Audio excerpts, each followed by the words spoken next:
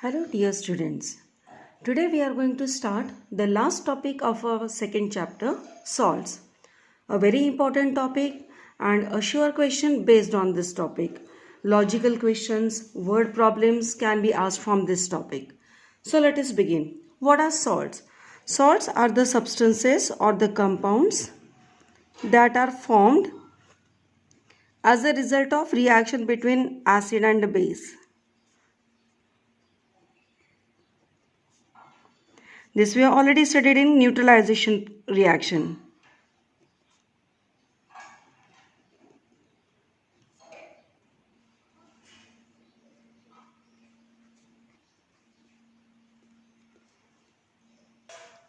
So salt is a product of neutralization reaction between acid and base. Second thing which you have to remember about salts is that salts are ionic compounds. That is, they contain cationic and ionic part.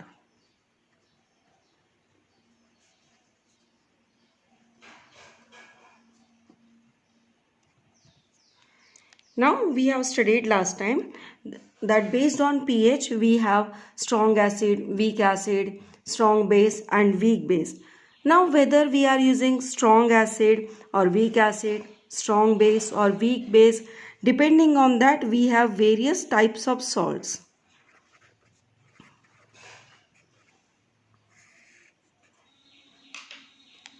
First one, acidic salts. As the name indicates, the acid part must be strong in this. So these are formed when strong acid reacts with weak base. Then we get acidic salt, and since these are acidic salts, their pH will be always less than 7. Example, calcium sulfate, magnesium sulfate, etc. Now how to identify this, that we'll be studying just after this topic. Second is basic salts.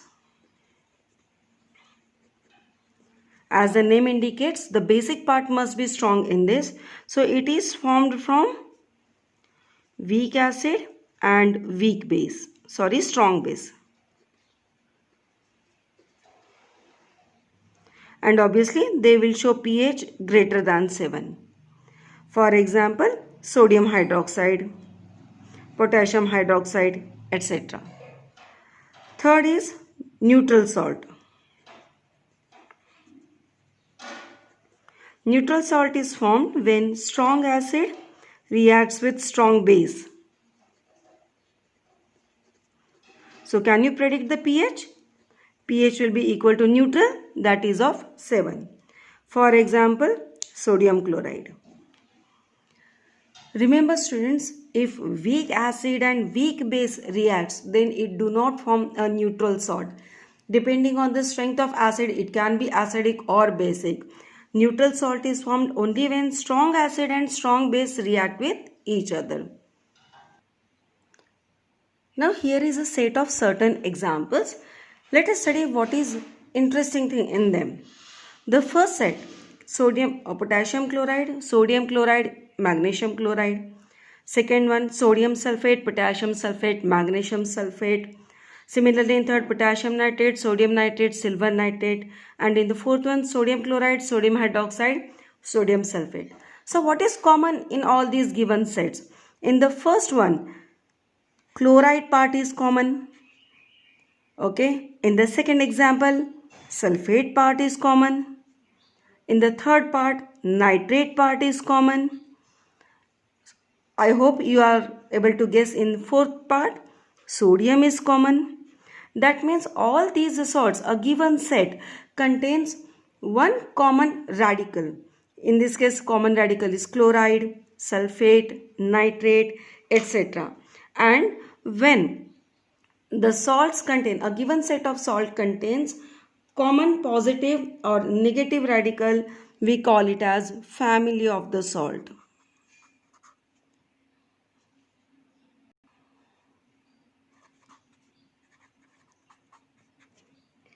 So what is the family of the salt? The salts having same positive or negative radical, or I will say same cation or anion.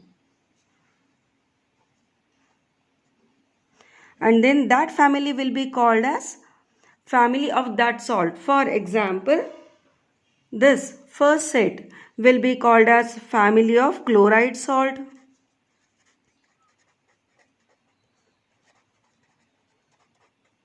Second one will be called as family of sulfate salts. Third, come on, guess the answer. It will be family of nitrate salts. And lastly, this will be family of sodium salts. So accordingly, we can have different families. This definition is asked and you have been asked to identify. Given certain examples will be given to you and you will be asked to identify the family of the salt. Now let us find out how to know the nature of the salt. Suppose a salt like potassium sulfate is given to you. How I'll come to know whether it is acidic salt, whether it is basic salt, from which acid and base it is made, what are its constituent acid and base. So let us try to find out. Now this SO4 part comes from acid and strong acid H2SO4. So acid will be H2SO4, base will be potassium hydroxide. Now since this is a strong acid and strong base, this will be a neutral salt with pH equal to 7. And can you identify the family? We can call it as a family of sulfate salt, as well as we can say that it's a salt of potassium salt. Both ways it can be done. Let us have one more example. Sodium chloride. I hope this is the most familiar example. Actually, whenever I say the word salt, most of you think of only one salt, that is sodium chloride.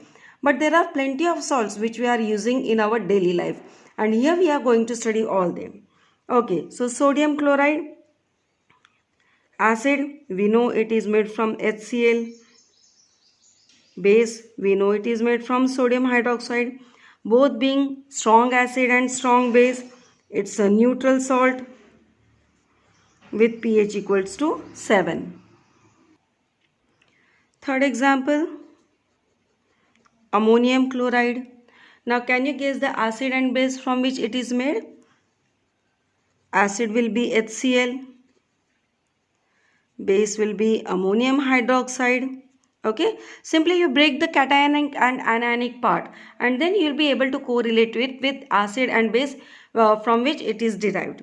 Okay, so here it is a strong acid and this is a weak base and therefore this will be acidic salt with pH less than 7. So accordingly, if a salt is given to us, we can identify the acid and base from which it is made. We can find out its nature, whether it is neutral, whether it is acidic or basic, and also we are able to guess about its pH. So today we are going to study different types of salts, their preparation methods, their properties and their uses. Basically we will be discussing about all the salts which are derived from sodium. That is, we are going to discuss the family of sodium salts. So as soon as I say the family of sodium salt, the first common example which clicks in our mind is sodium chloride. Sodium chloride, we also know that it is commonly called as table salt.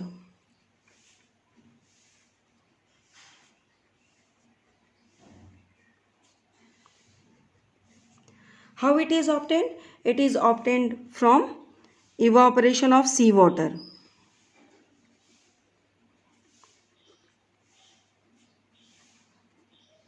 Evaporation of seawater gives us sodium chloride. It is a white colored crystalline salt.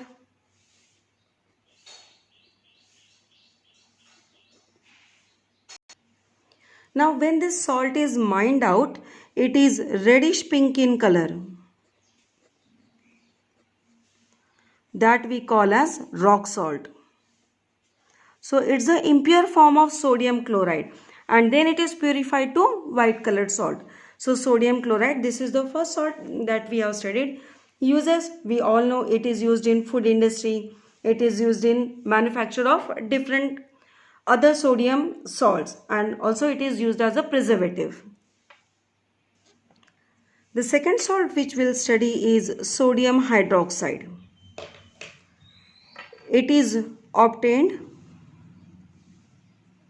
from electrolysis of brine, or I will say aqueous brine solution. Now this part is important. So many times the definition of brine is asked.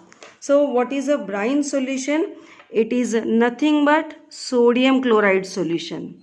Then we'll say that is a brine solution. So let us see the reaction. Sodium chloride is dissolved in water, and this part is called as brine. When we pass electric current through this solution, we get sodium hydroxide and hydrogen and chlorine. Now what you have to remember in this is that hydrogen is obtained at cathode and chlorine is obtained at anode. Now we have got here one chlorine as a product and sodium hydroxide, which is alkali. So this is alkali, as it is a water soluble base, and therefore this process is called as chlor-alkali process. Very important question.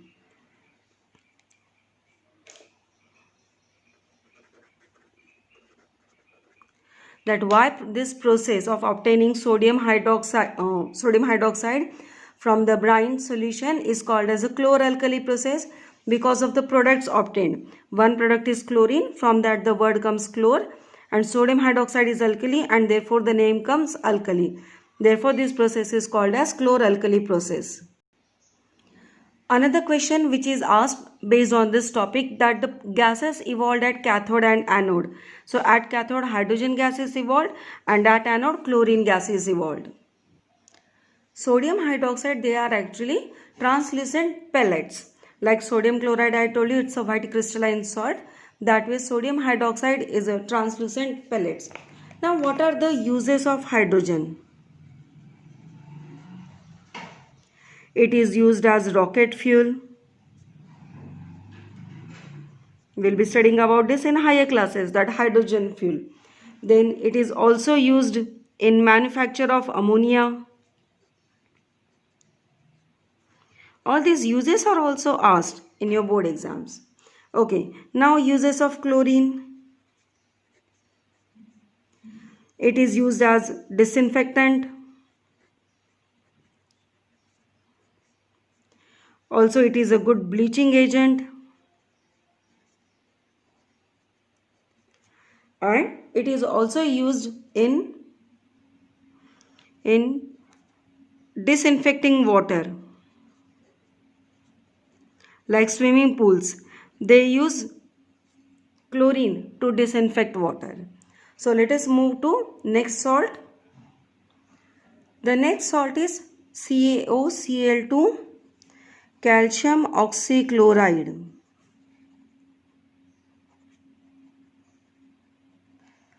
Commonly called as bleaching powder.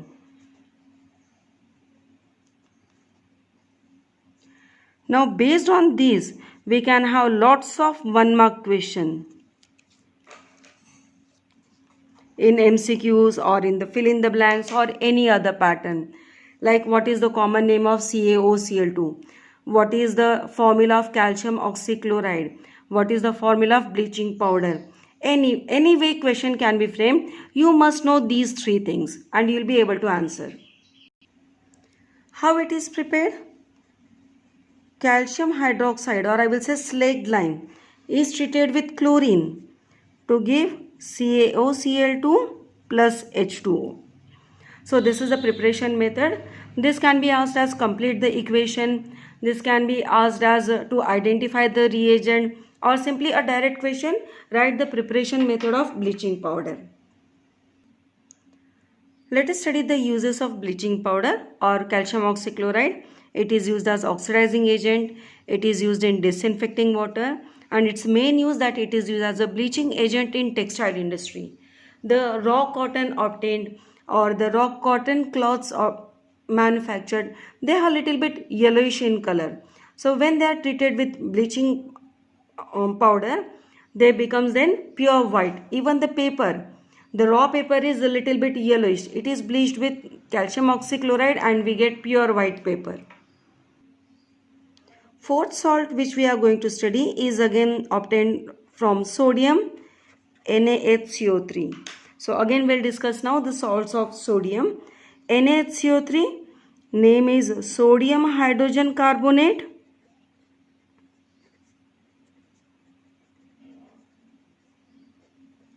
And common name is baking soda. So again one mark question can be asked based on this. What is the chemical formula of baking soda? NaHCO3. What is the common name of NaHCO3? Baking soda. What is the formula of sodium hydrogen carbonate? NaHCO3. So anyway it can be asked.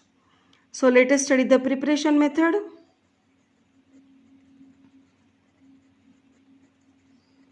It is obtained by a process called as Solvay process. Simply remember the name, Solvay process. Let us have a look at the equation. Again a brine solution is taken, that is NaCl dissolved in water, and we treat it with carbon dioxide and ammonia, where we get sodium hydrogen carbonate and ammonium chloride. Main product we have obtained sodium hydrogen carbonate. Along with that we have got ammonium chloride. From ammonium chloride we can get again back ammonia, and ammonia can be again used for Solvay process to produce sodium hydrogen carbonate. That means the byproduct is also useful in this case, and therefore such processes where byproducts can be used again, they are commercially very important one, and therefore Solvay process is a commercially important process. We have to study some properties of sodium hydrogen carbonate. In that very first is action of heat, and it's a very interesting one. Action of heat, sodium hydrogen carbonate when heated produces sodium carbonate and CO2 and H2O. This CO2 is obtained in the gaseous form. And this property of sodium hydrogen carbonate to produce CO2 on heating makes it a very suitable compound in the bakery products preparation, because it gives a fluffy, spongy texture to bakery products, as well as because of this it is used for the preparation of sodium carbonate also. Let us study the uses of sodium hydrogen carbonate. This one just now I have told you, since on heating it releases CO2. Therefore it is used to make food spongy, because the CO2 release gets trapped inside the batter and that makes the food spongy, porous, fluffy. Secondly, it is used in the manufacture of baking powder. Now this is a very common question, and this is a question where students make mistake, that there is a difference between baking soda and baking powder. Baking soda is only sodium hydrogen carbonate, whereas baking powder is a mixture of baking soda, that is sodium hydrogen carbonate, and a salt of any edible acid. Generally tartaric acid is used.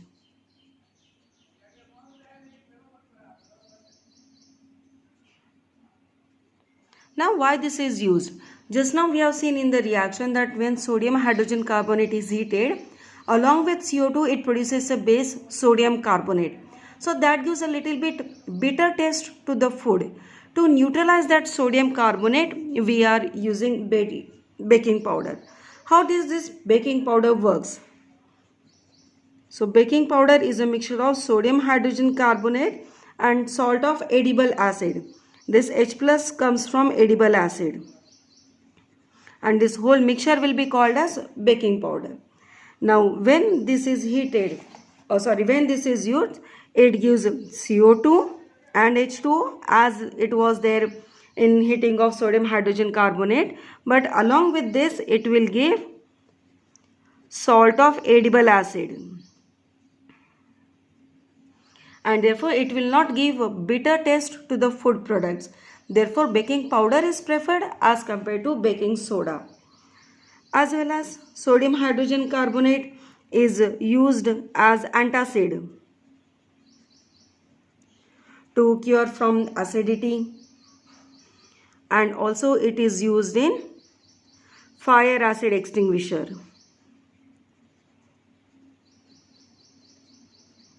Now a lot of word problem questions are asked from this part salts, and you have to remember all these hints. The next salt of sodium that we are going to discuss is washing soda. Its formula is Na2CO3.10H2O and its chemical name is sodium carbonate decahydrate.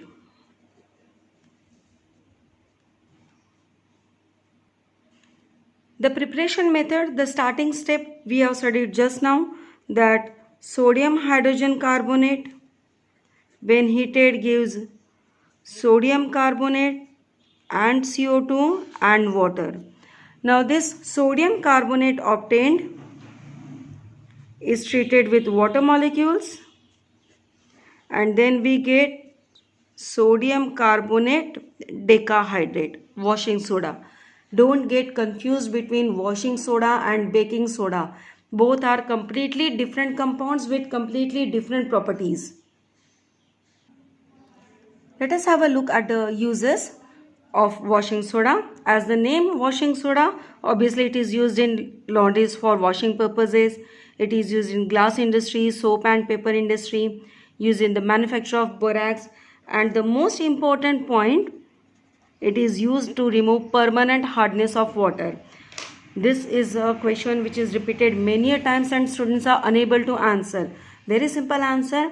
Sodium salt which is used for removing permanent hardness of water is sodium carbonate washing soda. Next salt is plaster of Paris. Its chemical name is calcium sulfate hemihydrate. Don't give the space while writing the name. So formula CaSO4, hemi means half, hydrate means H2O. So you'll be able to write the formula if you know the name. How it is prepared? Plaster of Paris is made from a compound CaSO4.2H2O, commonly called as gypsum. It is heated at 373 Kelvin, where we get calcium sulfate hemihydrate along with half water.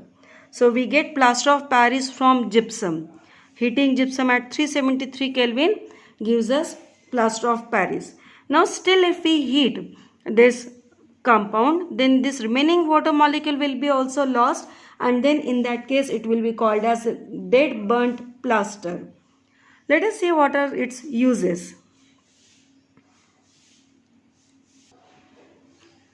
Uses: plaster of Paris, as the name indicates, it's POP. Very first and its important medical use is that it is used in settling of fractured bones. You must have seen the doctors putting plaster on hands or legs, because by this they are giving the support to that broken bone, and that it helps in settling of the bone. The surgical bandage which is used in putting the plaster, how this POP coated on it, so as soon as it is mixed with water it gets hardened. Secondly, it is used for construction purpose. Also it is used for making decorative items like statues, flower pots, etc. POP is a white color powder, and how do we make it for using decorative items? We mix POP with water, and then it gives hard compound called as gypsum. And this gets settled very quickly, and therefore POP, as soon as it is mixed with water, it has to be used immediately. Also, this is the reason POP must be stored in moisture proof container. These two reactions are totally different ones. Do not get confused in them. Gypsum when heated gives POP. POP when mixed in water gives us gypsum. These two reactions are used as direct questions.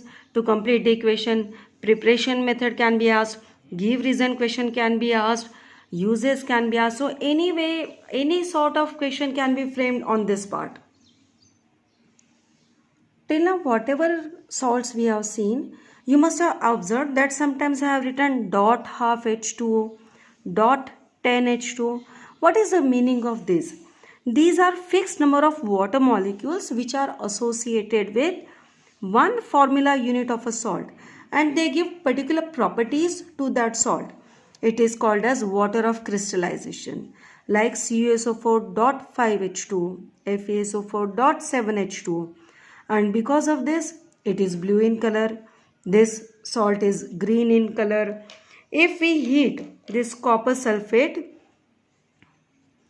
.5H2O, which was blue in color, it will lose these water molecules and it will become white in color. But if you mix water in this, again it will be back to blue color. Mix with water, again it comes back to blue color. So water of crystallization and its related example, they are asked as 1 mark or 2 mark question. The definition and example. So with this we have completed our second chapter, acid, bases and salts. Go through all the videos properly, try to solve assignment questions, read your NCERT carefully, and for today's module I am giving you some questions. So these are certain questions based on today's module. Go through the video carefully. All these are called as word problems.